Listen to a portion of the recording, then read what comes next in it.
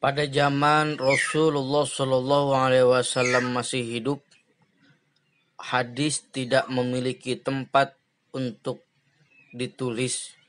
Kenapa? Karena semua sahabat itu terfokus kepada pengumpulan dan penulisan Al-Quranul Karim. Jadi hadis pada waktu itu belum memiliki tempat untuk ditulis dan dikodifikasikan.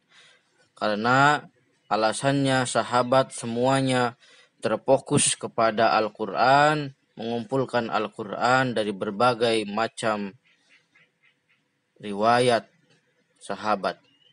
Nah, kemudian setelah Al-Quran itu dikodifikasi, maka barulah para sahabat dengan rasa kekhawatiran akan lenyapnya hadis, maka mulai para ulama-ulama itu menulis hadis. Meskipun pada awalnya hadis itu dilarang oleh Nabi untuk ditulis. Kenapa dilarang? Karena ya tadi, sahabat seluruhnya terfokus pikirannya hanya kepada Al-Quran.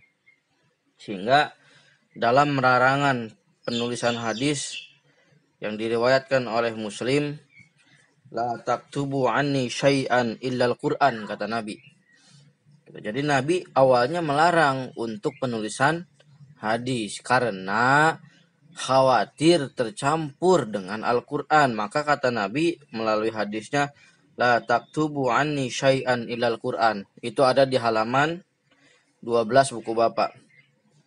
La taktubu anni syai'an illal Quran. Janganlah kamu wahai sahabat sekalian menulis dariku syai'an, sesuatu illal Quran, kecuali Al-Quran. Ini hadisnya tegas, larangan untuk menulis hadis pada waktu itu. Wa man kataba anni syai'an ghairal Quran, siapa orang yang menulis dariku, kata Nabi, ghairal Quran, selain Al-Quran, falyamhuhu, maka hendaklah orang itu menghapusnya. Nah, jadi kata Nabi, kalau nulis dari aku selain Quran, maka hendak dihapus. Ada kekhawatiran Nabi bahwa curahan pikiran sahabat akan terpecah menjadi dua. Mempelajari hadis, ya mempelajari Al-Quran. Maka Nabi lebih fokus kepada Quran. Falyamhuhu, maka hendaklah dia ngapus tulisan yang dariku selain Al-Quran. Wahadithu anni wala haraj. Wa man kadzdzaba alayya muta'ammidan falyatabawwa maq'adahu minan nar. Siapa orang yang berbohong atas namaku, maka siap-siap dia tinggal di neraka. Jadi pertama, hadis itu awalnya dilarang untuk ditulis karena khawatir tercampur dengan Al-Quran. Yang kedua, sahabat semuanya fokus kepada Al-Quran dan hadis waktu itu belum memiliki tempat. Lalu yang kedua, pada akhirnya Nabi memerintahkan untuk menulis hadis di halaman 13. Mana perintahnya? Ya Rasulullah, uktubu li, faqala uktubu lahu. Di waktu itu ada sahabat yang namanya Abu Syah.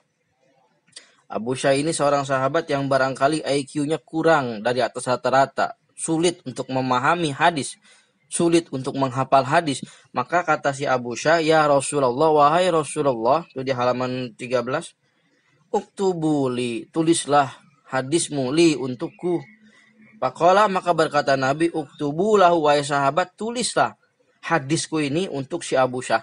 Nah, melalui hadis itu bahwa baginda Nabi menganjurkan hadis untuk ditulis berdasarkan hadis yang riwayat Abu Syah. Maka Abdullah bin Amr bin As, kemudian juga sahabat yang lain, Abdullah bin Al-Ansari, itu banyak memiliki naskah hadis.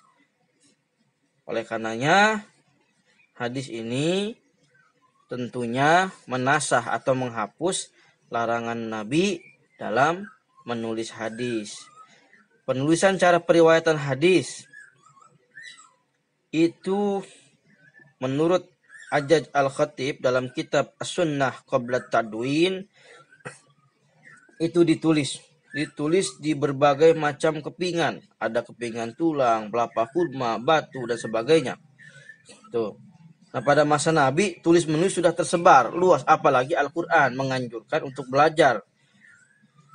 Itu jadi di antaranya yang menyebutkan sejumlah penulis wanita, di antaranya itu adalah Ummul Mukminin Hafsah, Ummu Kulsum binti Uqbah, Asy-Syifa binti Abdullah Al-Quraisy. Jadi kesimpulannya bahwa hadis itu sudah diperintahkan untuk ditulis di halaman 17. Demikian, mudah-mudahan ada manfaatnya. Wal